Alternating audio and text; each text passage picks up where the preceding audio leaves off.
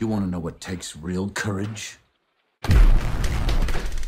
Holding it all together.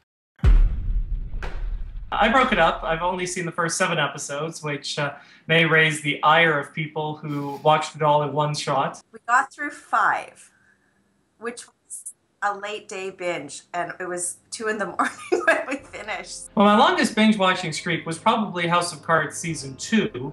I watched the entire series start to finish. I think it was something like 13 hours. In that case, I forgot to sleep, and I forgot to shower. The last season, Season 2, I watched late, and it was on an overseas flight last summer, and instead of sleeping, I actually watched the whole season. Sometimes you have to weigh sleep and work with this, but it's a very addictive show, right? So it's just like a good book. You can't put it down.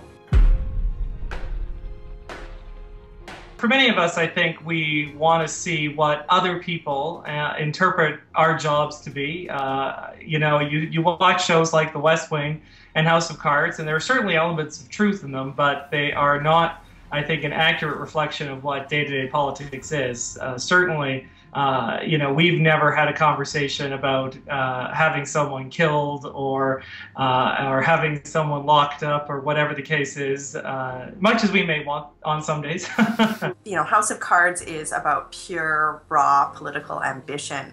I've watched some of the reviews and some of the viewer feedback saying, well, you know, it's boring this season, but I think it's actually more subtle. It's more of an interesting narrative on that nature of power discussion. We're survivors.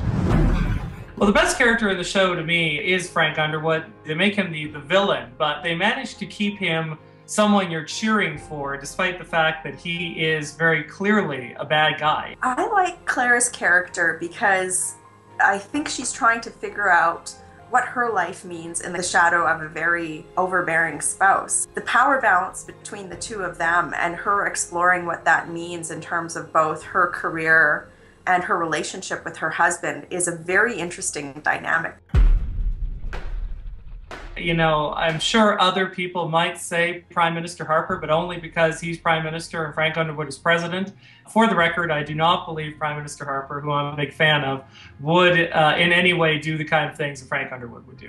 I saw something on Twitter last week. Somebody posted, you know, I think a lot of Canadian staffers, political staffers, find this show so interesting because Canadian politics is so boring in reality. And I think there's a lot of truth to that, right? So I don't actually think Frank Underwood has a counterpart in Canada.